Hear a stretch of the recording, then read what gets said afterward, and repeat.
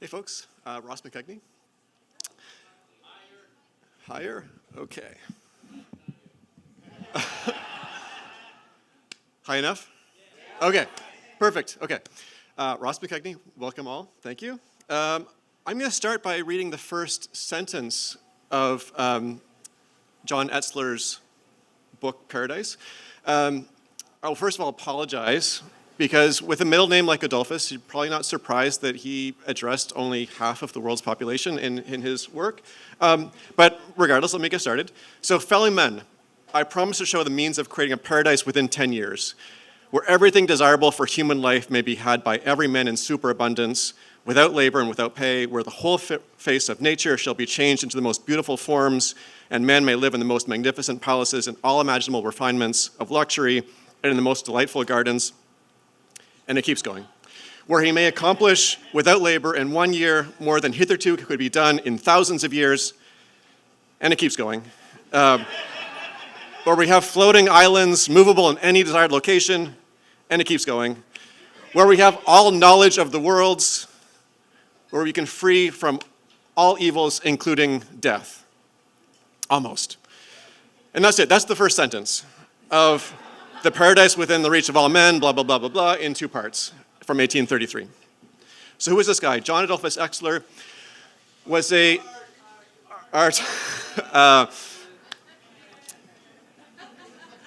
he was a German immigrant, an engineer, sort of an engineer-ish, I guess you would say. He was definitely a dreamer, and I will consider him the true OG tech bro.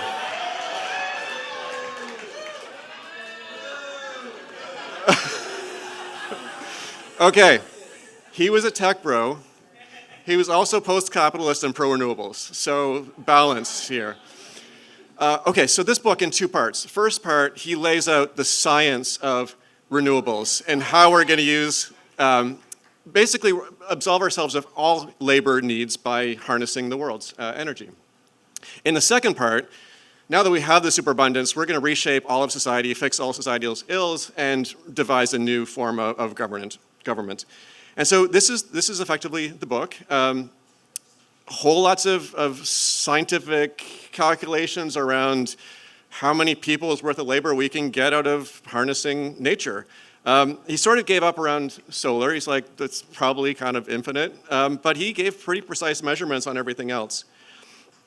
Situating this work, he was prescient. He was ahead of his time. He was at least, he was decades ahead of the first wind turbine, the first power plant in general.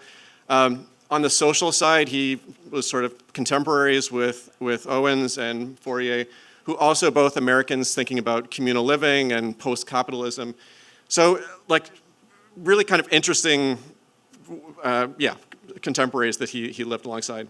Now, the actual drawings of his inventions and the way that he saw to harness nature, none of those have survived, but as you can tell from the opening slides, he was very wordy in his descriptions, and there was enough information there to sort of recreate some of how he thought this machinery might work and this harnessing of nature might work. And there's a theme here. Everything starts kind of normal and it goes more and more crazy as you get into it. It's like, okay, guys, we know about windmills, right? And sailboats, like, you kind of get like a windmill can turn a flour mill, but well, what if? Just hear me out, guys. Like, what if we took the windmill and we attached some cables to it, and we had these big machines that could run in the farm, and they could tear down trees and they could churn up the earth, and you just have like a few guys sitting on these things, and all the power would come from the windmill, so you wouldn't have to do any work, and you get all this stuff done. But hold on, guys. Like, we could do this once with this one machine, or we could have a whole lot of them, and we could just like, yeah. And just like science. So that's a satellite. That's his like primary invention. This is his, pièce de résistance. But he also imagined ships. And this one's kind of bonkers. He's like, okay, guys, hear me out. So we're going to put buckets on each side of the boat, and depending on where the waves are coming from, the waves will fill the buckets, and we'll just take that energy and we'll run it through some gears, and we'll move the boat 1,000 miles per day. Right? That sounds cool? Okay. All right. Okay, but hold on. If we can do a ship, what about a whole island? And so we'll have gardens, and we'll have castles, we'll have all this stuff on these floating islands, and it just, utopia, right? And so as I said, he's talking, the first thing we've got to solve is we've got to harness all this energy that's out there. We all kind of get that there's energy out there, we're going to harness all of it, we're going to get all our food and all that stuff.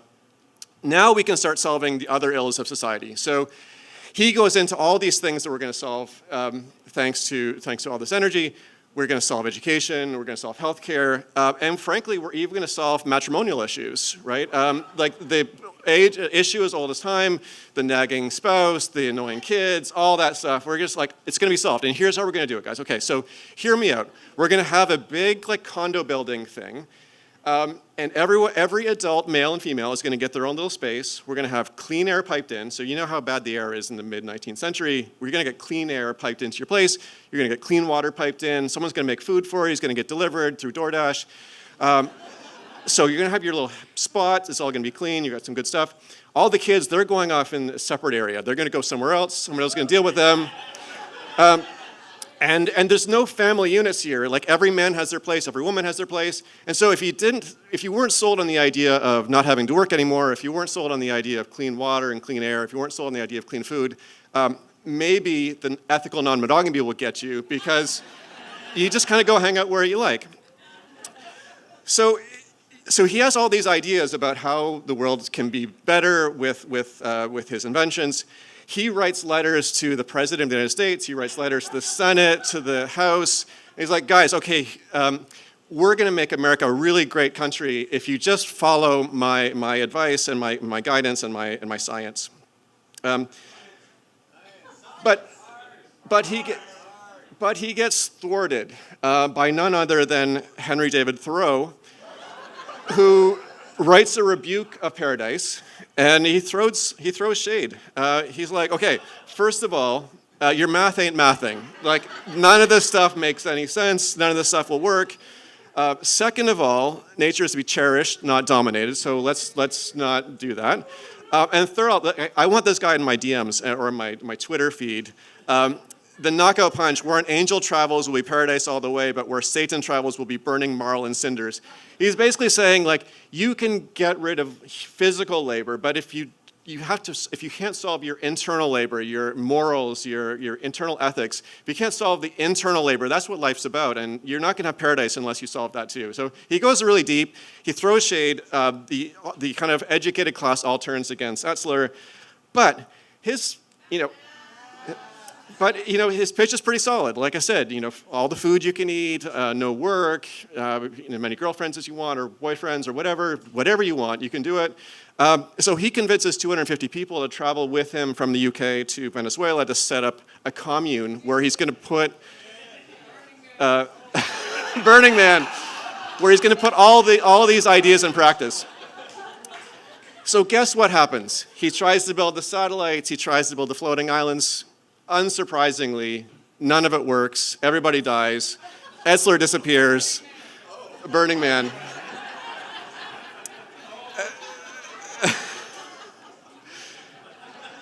And so, yeah, this promise of paradise in 10 years, he didn't survive. He didn't survive one. And this, as Sahil, history rhymes. History rhymes. Okay, we're getting to the end. So I have to say, I got inspired by this crazy lunatic.